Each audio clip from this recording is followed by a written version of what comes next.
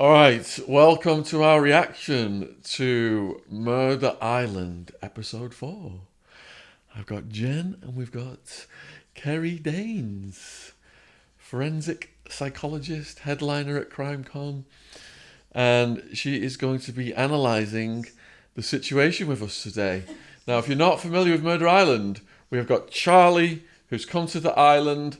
She is pregnant when she arrives on the island. She gets in a lesbian relationship with the postmistress. The postmistress has a psycho ex called Hamish, who's still clinging onto the relationship. And there's CCTV footage of Hamish shaking Charlie. But we think that is the red herring. If you look at the Dirty Den character, Tony, the landlord, who had some kind of dealings with Charlie before she came to the island, did he get her pregnant? Did his wife, the school teacher, Sonia, who looks like butter wouldn't melt, did she, in a jealous fit, a jealous rage, attack Charlie and cause these wounds into her abdomen to make sure that the baby wasn't going to arrive? That is our lead theory right now, isn't it? Yeah, most definitely. That's nasty, but 96% of killers are male. Now, that doesn't mean, of course, that our killer might not be in the 4%, but statistically, Sonia's not that likely. Ooh, Yeah. let's But see there, then. there are statistics and there are damned lies in statistics, so Yeah. yeah. If you want us to stop at any time, just signal and I'll stop it and we'll have a discussion. I found a body. Oh God, I think she's dead. Time of death, midnight-ish. The victim was found by a killer. That's the red herring. They've already uncovered a number of the island's many secrets. It's hard when you know the last words you said to somebody were Hamish. peace. Charlie has £2,000. Oh, she speaks from the dead. Yeah. Definitely loves her. Sonia was a friend. Look at her. once, until Guilty. I've made a few enemies in the last 6 weeks. We haven't heard much about Alicia, have we? Apart from they disliked each other. No, what And was she was- Alicia's role now? She found the body. She found the body? Yes. She Wasn't found she the body. part of the activist thing as well? Yes, she was a sellout to the corporates. Okay. 'Cause Yes. Charlie was an activist An eco-warrior. and Alicia's sold out to the corporate guy. And she was the lady who found the dead body. Came out running in the road, didn't she? Stopping. Yes. Yeah. Okay, all right then. Did she touch the body in any way, shape or form? Apparently not. Right, okay. She's seen it through the window, I think she said at the beginning. Was it? And then ran down, or I think she entered the house and then realised, obviously, seen the scene. So her and ran hair down the shouldn't road. be there necessarily. Well, there's obviously, they might have had a drink earlier that night, I don't know, because it was on the wine glass, but there was 2 wine glasses at the scene, weren't there? So, but obviously, Charlie being pregnant and knowing she would have known she was pregnant, 8 months old, wouldn't be drinking, you'd assume. Yeah. So there might have been 2 other people there. Have they done a reconstruction of the crime? I think that was on episode 9. So they came in and were shown the crime scene and the body. Right. And that's when they started trampling through the blood and making all these mistakes. Not in a 10. No. Right, okay, so we've got all of our evidence potentially contaminated anyway. Compromised, yeah. Excellent. And do we know, is there any DNA on the wine glasses? I don't think they've got We that. don't know have that yet. they? Yeah, just that blonde hair. Okay, because I'm just thinking that the wine glasses are the obvious to find out who they belonged to, whether they're related or not, but we'd want to talk about that, There's wouldn't been we? hardly any focus on it, has there? Nothing really on the DNA, has No. there? No. Okay. Because I asked, why didn't they, if Charlie's dead, the baby's dead, why are How- they not pulling the baby out and doing a DNA on the fetus? That was one of my arguments. Yeah, to find out who the father was, see if for a that's start, relevant. yeah. Okay. And what's the murder weapon? We believe it was a knife. Looks like a sharp, didn't he say like a sharp instrument in like the abdomen area? A sharp instrument, so it could be anything, so it's not found at the scene. Have they done searches for potential? They're not that good. Right, okay. had this closed in day 3, wouldn't we? People in the frame. See, they've mucked up. They've really mucked up Sarah and Richmond now. By Because they were focusing my on favourite. Hamish so much. They focused so far into him. They're not looking at any other suspects. They've basically said, he looks guilty, let's go get him. Nobody else did it, it's got to be him. Tunnel vision, how often does it happen when people have got this internal profile and they think, right, we've got somebody who matches the profile, even if that profile only exists in their own heads, and that's it. So other things are just happening outside of that line of vision. So you think they're off on a wild goose chase. I think they'll be next to go. If they continue with this hunt on Hamish, they'll be the next. So they're not couple to go. investigating any other leads other than... They're proper tunnel visioned in on Hamish. So. Right, yeah, no, that's bad detective work, really bad detective work. I mean, we've seen it, haven't we? We've seen it so often in cases. So, even seasoned detectives are not immune to this. But, And does that then lead to those detectives just looking for evidence to fit their belief? well, then what you get is confirmation bias. And this is something that, as an investigator, you should be really aware of.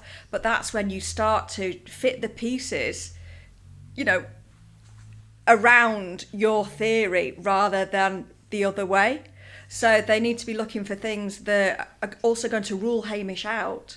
But you never, unless you've got really strong DNA evidence or something really strong circumstantially, you never just focus on your one. We talk about prime suspects, but that's no reason to quit all other leads. So yeah, confirmation bias could be happening. Definitely. That's an interesting point. Have they checked on the criminal background, criminal antecedents of the suspects? They have. They have. Yes, and But they found a few haven't- things. They didn't on Alicia. No, not Alicia. The No, men. they did it on the men. Okay. Yeah, on Freddie, on Tony, and I think Hamish as well. Didn't one of them have Tony had a history. He got away with attempted murder, didn't he? Tony, the landlord, got away Yeah. with attempted murder? Okay. In similar circumstances? Oh, it didn't detail the circumstances. Okay. Would You'd want to you'd want to know the circumstances of that, wouldn't Yeah. you? Anybody got a history of coercive, controlling behaviour? I think the other convictions were drugs, were they? I think so. What about I don't- this guy, the gangster? I can't remember. He had some history of He threatening did, yeah, people or something, didn't he? threatening behaviour, yeah. Often I think that we're looking for people who, like you say, are capable of losing control. But actually, more often than not, there is planning and premeditation. And actually, it's not people that are losing control. It's people who are taking control. So I'd be interested to know more about all of these characters, but in terms of controlling behaviours, not necessarily these impulsive, loss of temper behaviours necessarily. Right. Right. Yeah. That was interesting, wasn't it? Accusing Alicia of causing him that injury. So they're analysing his body language before the interview. Is that what they were saying then? Keep an eye on him? Well, this is actually what I've done a lot of. So you send the police in to do the interview, and actually it's not usually done just off the cuff. There's a lot of planning and preparation before a key interview of a suspect or a witness. So I don't see any planning and preparation here. So it might be coming unstuck at some point. But often you will have somebody either in the room or even somebody like myself who is watching on a monitor to watch all of the things that the police are going to miss. Because think about it, you're thinking about what your next question is. So that's really high, what we call cognitive load. It's a difficult process. You're trying to make sense of all the information, think about what's coming next. Also, you should be thinking about whether your interview is legal or not. Yeah, Right. and it's not going into territory that might cause it to be thrown out of court at some point. So it helps to have that extra set of eyes that are watching for the more nuanced things. So it could be the body language, or it just could be something that that isn't picked up on because you know the police officer puts the head down at a particular time, so it's just that extra set of eyes and ears. What's his body language saying, Hamish's? It's not saying a great deal at the moment. It's fairly open, but that facial expression is pretty set, isn't it? I don't know how much he's going to give away here. Right. So is it better to have a person asking the questions and another one just watching the body language? Yeah, it helps, but watching the body language is all very well if you are a trained body language expert. If you are an amateur, you know, this is it. We hear all of these myths about, well, if you're lying, then you look to the left, or if you're not lying, then you look to the right, or people who lie, you know, avoid eye contact, which is a myth because usually they make eye contact to check that they're being believed. Yeah, because it's a two-way street, isn't it? They want to check that they're being, you know, their story's being bought, but also because they know that people are looking for this, you know, this shifty lack of eye contact, then they don't want to show it.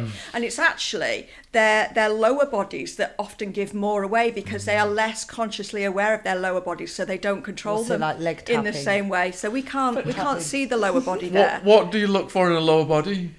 Well, you look for signs of agitation, don't you? That kind of thing. Shuffling. Well, yeah, or just, you know, you see people getting anxious and shaking legs, or you see sweaty palms being rubbed against clothing, you know, all this, Clenching on clenching. you know, this kind of thing. Or, yeah, you might see an unconscious anger expression, you know, under the table. So it does help, though, because they're, you know, they're tiny little things.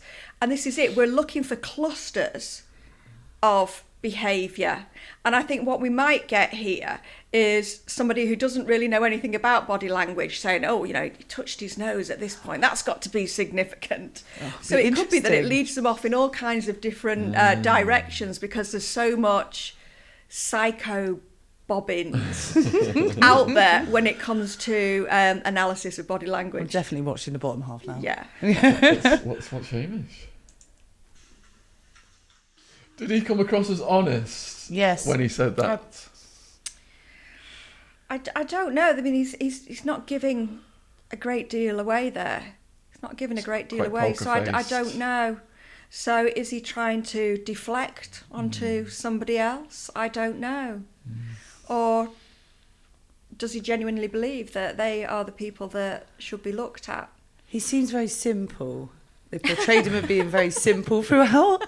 So, He's trying to say he's a bit thick. so I don't know whether he'd be that calculated. So you don't think that he's likely to be deflecting because he's just not that savvy? A few sandwiches short of a picnic. Does that please you? Oh, and that's such a mistake because the clock is ticking down now. As soon as you arrest somebody, you can't keep them forever. So you've put yourself, or they have put themselves on a timer, haven't they? Hi, Joseph. I'd just like to say that Alicia De Beer, I'm arresting you on suspicion of the involvement of the murder of Charlie Hendricks. You do not have to say anything. Anything you do say may be given in evidence. Amateurs. Amateurs. Yeah. Yeah, no. Do you reckon they will have the chop next? Well, I don't know, possibly. I think they're just a bit too enthusiastic, aren't they? You can't just arrest people. You've got to time it right and you've got to be really prepared to go into that interview. And what have they got? They've got a hair Strand underneath. of hair, yeah. A strand of hair. And what about the body itself? Because surely, you know, there could be DNA all over, fingerprints all over that crime scene. You've got to prioritise what you look at first. And the first thing to look at is the body, is it not? So is there any DNA on the body that doesn't belong to the victim? I don't believe they found any. They've not requested any tests for that, have they? No. So we don't know. Okay, because that would be the first thing. There wasn't a sexual assault, was there? It was just... No, it was just... Yeah. Right. But even so, a fibre, A fibre. a strand, you know. Scene at Richmond have their prime suspect Hamish under caution. Kerry, what do you think about the interview style so far? They've failed to establish any kind of rapport, really. They've not spent any time trying to build that engagement. They've gone straight in there. So yeah, that's lacking a little bit. So if you want to get the best from a suspect or a witness, then you want to have a little conversation beforehand, don't you? So you don't want think to try Sarah and make Richmond- it a little bit easier if you can, a little bit of social lubricant there. But no, they've gone. They've gone straight in there. A lot of them have just bulldozed in, haven't they, Jen? Yeah. Yeah. I thought they would do better, Sarah Richmond, you know. Slipping now in your ranks. Well, they're still up there. You haven't seen the rookies. Are these your top contenders then? You think these are going to... Well, they've done well so far because the rookies are just too cocky and confident, and the who are the other two? What are they called? The sort of a little bit older neighbours. They are just sloppy. Talk about sloppiness. They're the ones who started the 24-hour clock. Yeah. All right. Yeah. Yeah. No, that is sloppy. So the paint on the car. Whose car was that? Was that the victim's car? No, that was Alicia's, the blonde lady's. That's car. Alicia's car. Her car got vandalised. Was it just before the murder? She's trying to bring some corporate thing to the island. Yeah. There was this activist meeting over. Right. So. And Freddie Forrester was on the phone to Alicia telling her to get Charlie out of the way because she was blocking their project. Okay, all right then. But that seems to have just been noted, but then it's just been put to one side, hasn't it? So nobody's checking on anybody that's got that colour paint or that would want to do that, or is that in any way connected? So that just seems to have just slipped by. Okay. Go and interview Logan. Get Logan's view on all of this. At least they've gone back to the crime scene to have a good look at it, because that's something that you would... you'd want to do. You'd want to try and reenact it. If not physically reenact it, then certainly reenact it in your own mind to try and figure out what decisions have been made, and also try and figure out what out of all of those, thousands of bits of potential evidence should be prioritised. So at least they seem to be going about it in a less haphazard kind of way. These are coming up the ranks now, aren't they? Yeah. And it's interesting. So the whole theory about this peeping Tom, so murders of women, femicides, 96% of them are preceded by some form of stalking behaviour. So could it be that we do need to look at Mr. Creepy?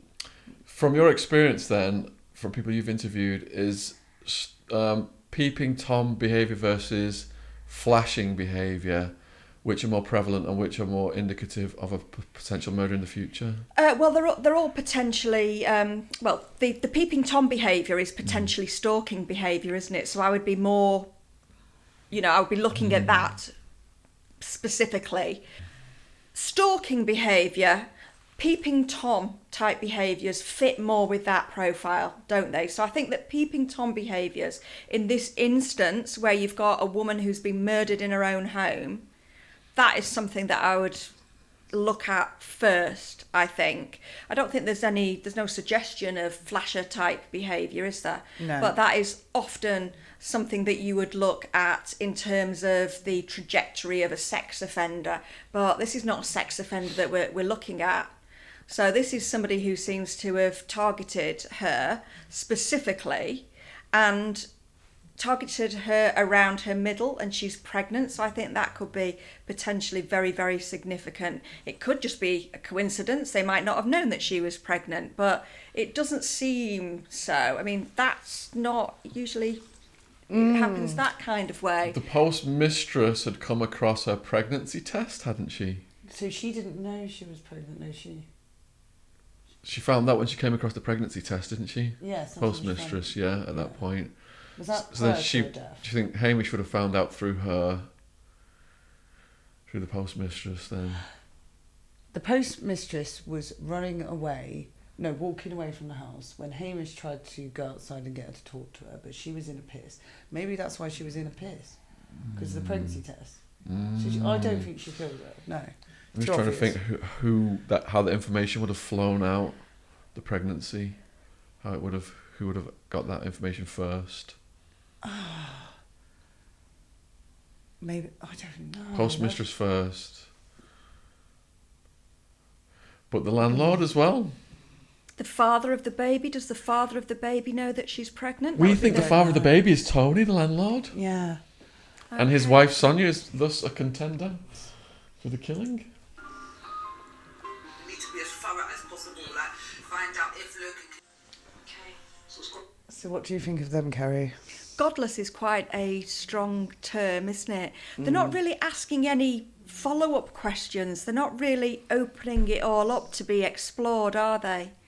So their questioning technique's not ideal, which is a shame because actually this investigation should be a gift, shouldn't it? Because we've got a very small number of suspects, which is just, that's just fantastic in an investigation. I had it up earlier. I think there's only sort of 7 or 8. Wow. Well, usually, you're trying to whittle it down from literally cities full of people, and it could be any one of them. So you've got a really small number of suspects, and you seem to have unlimited resources. And usually you've got no resources whatsoever. So you're literally trying to pull it all together with a bit of sticky back plastic, and you've got to think really carefully about which bits of evidence do I send off for testing, because you can't afford to send them all off. So this should be solved really, really quickly, but they're just very scattergun, and they're not opening up. I'd want to know, what do you mean by godless? What makes you feel that way? What makes you think that way? And I'd probably want to interview them in their homes as well, if possible. Let's sit down, have a cup of tea and a biscuit and actually get into it. They're only really getting very surface level information, aren't they, at this point? Agreed. Live by the sword, die by the sword. Yeah, that's Biblical. Yeah. You just said, what does that mean? You live by... So how are you feeling on... About the outburst. About the outburst, well, I don't feel anything really. I mean, that's pretty mild, isn't it, really, the in sassy terms of what you behaviour? often see. And, you've got to remember that it's really stressful, isn't it? And this girl's been arrested. She's not just being interviewed as a witness. So she's been arrested. So she's at stress level 9 or 10, isn't she? So I wouldn't think too much of that. But it's interesting that she can't account for why her hair would be at the crime scene. So I would have wanted to have maybe explored that a bit more. Yeah, before confronting her with the evidence, because I think you've got to give people enough rope to hang themselves. So what you want to get is as much detail as you possibly can to then go back and be able to say, well, hang on a minute, none of this really explains. And don't forget they're on the a hair clock under with the her as wine well. glass. They're 24 hours with her as well. They're on the clock. Yeah, they've got So with 24 Alicia. hours with her. Yeah. And I'm just not convinced that they've got enough, really. So they've got this unexplained hair, and she's clearly being cagey, isn't she?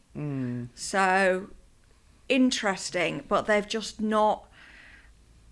I'm just feeling that they're just scratching. They're not getting to it. You want to sit down and get people's real stories, don't you? You want to get to the meat of it, and you want people to tell you their story, then tell it you again, and then start from it, from a different angle and tell you it again, and then start from the middle and tell you it again. This is how you catch people out. So it's their interviewing techniques that are rubbish, basically. She has They're the right to lacking. vent. Yeah, so I don't know that they're going to make the best use of their 24 hours, but there are some parts of it that were nice. They asked her for her account, and then they challenged her with the evidence that they had. So, broadly speaking, it's not that bad, but Saturday morning early. they've made a bit of a balls up of that. I think they could be the next to leave, do you? Yes. Yeah, I agree. Yeah. Yeah. Because the Rockies have moved up, haven't they, in the Got us Yeah. techniques. Yes. Yeah. I think they just peaked too soon, but they're even now answering the suspects' questions for them. The top cop is not impressed. No, that was pretty clear, wasn't it? I'll be watching this now forevermore. How Are many you going to weeks? go home and watch it this evening? How many weeks is it on? 6 episodes, and if you want to watch it, it's every Tuesday night, Channel 4, 9:30 p.m. I'll be there. This is episode 4, 5, 6, only 2 more after this. So when you get, I think you've got 1 to 3. Is 4 out yet? It's out tonight. So if you get back, watch it on. Oh, I'll be on catch up. Yeah, and Channel then 4 catch up. because there's not enough murder in my life. The image that we're looking at. Did you go straight home? Who were you with? So what do you think of his interview, Kerry? Did he say that he saw his wife, or just that he went to her property but she didn't know that he was there? Because I'm just wondering whether she was actually there at the property or not, so I didn't quite grasp that. Has anybody established a really good timeline for all of these people? Because that's one of the first things that you would look at, isn't it? Is a nice timeline of where everybody says that they were and who they were with at a certain time. So that's lacking for me. That would give a lot more clarity, wouldn't it, to the investigation if we had a timeline. So I would have thought that that was one of the first things that you would collate as an investigator. Definitely. Yeah. You should have all that on a big board in headquarters with the suspects. and Yeah. everything, Yeah, start with the timeline. So I'm just wondering, could he give an alibi for his wife? Was she actually there? She obviously can't give an alibi for him because he says that she didn't know that he was there. So The wife, is the wife on your suspect radar, Jen? No. No. Why? No. I don't know. It's still the red herring with Hamish. No.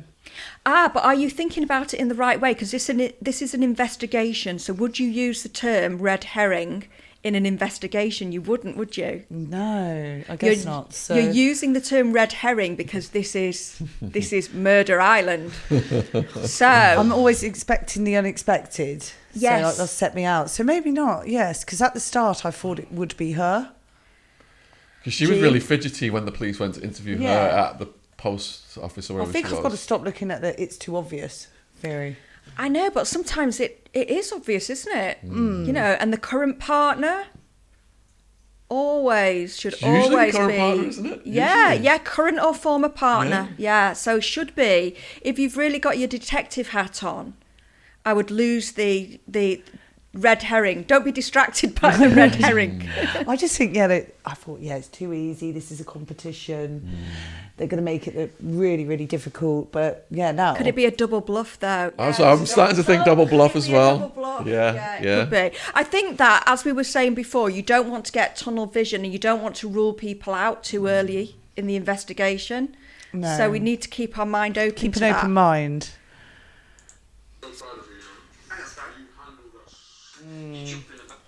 They've not got their shit together at all. Yeah. I can just imagine that this, if this was a real investigation, they would be told to go in a room together, pull it all together, and not come out until they've got a plan, because this is just a mess.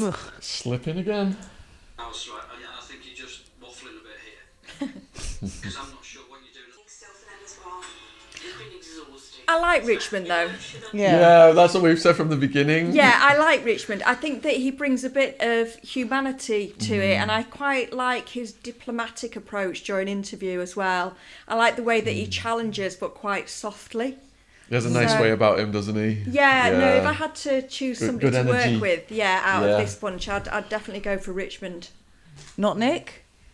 Who? Nick, one of the younger boys? Oh, God, they're a hot mess, aren't they? Your instructions, I thought, were very clear.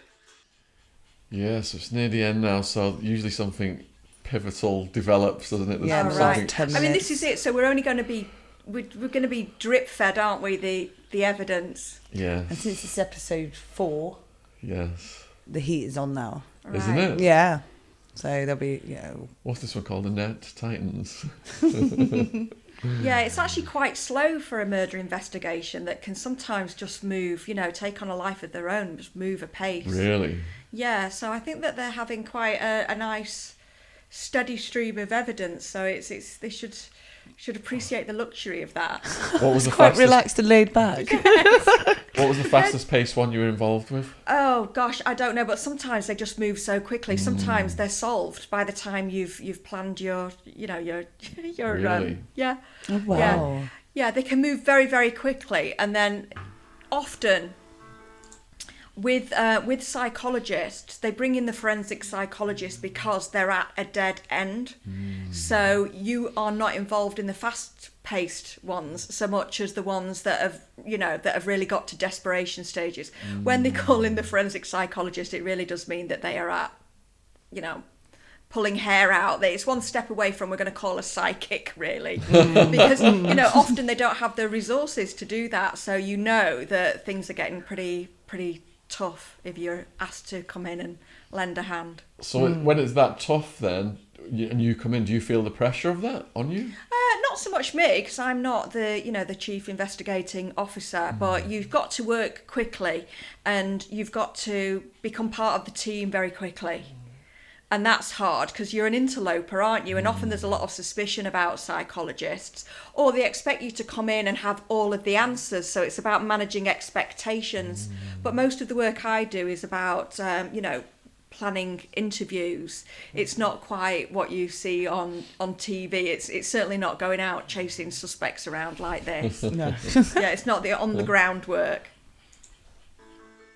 Who do you reckon's going to go? Right, let's place our bet. I don't think Richmond and Sarah. I think maybe the older couple, the older team. I think they've tried though, haven't they? I've seen bits of good work from them. Yeah, they have tried. Whereas the other the two young guys, they seem to be sleeping on the job. We've not really seen much of them, have we? But they're better viewing, I think. Do you think? Yeah, because it's just, you want to like... Yeah, I mean, I like the fact that they went to the actual scene of the crime again, and they were trying to look at it a bit more, what's the word? Thoughtfully, rather than this scattergun approach. So I think it's tough, isn't it, between those two and the older couple? But I What don't do you know. think, I Jen? think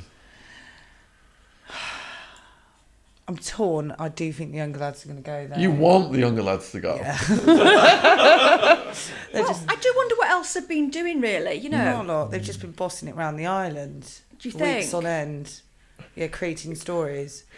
Do you reckon we've not seen them? We've not seen them talking to anybody, have we? No. They've just been probably down the pub having a pipe, mostly, Yeah, this is it. They do seem to be half asleep, and then when they were trying to get their act together, it just didn't come, did it? No. Yeah, no, I'm going to have to ditch them.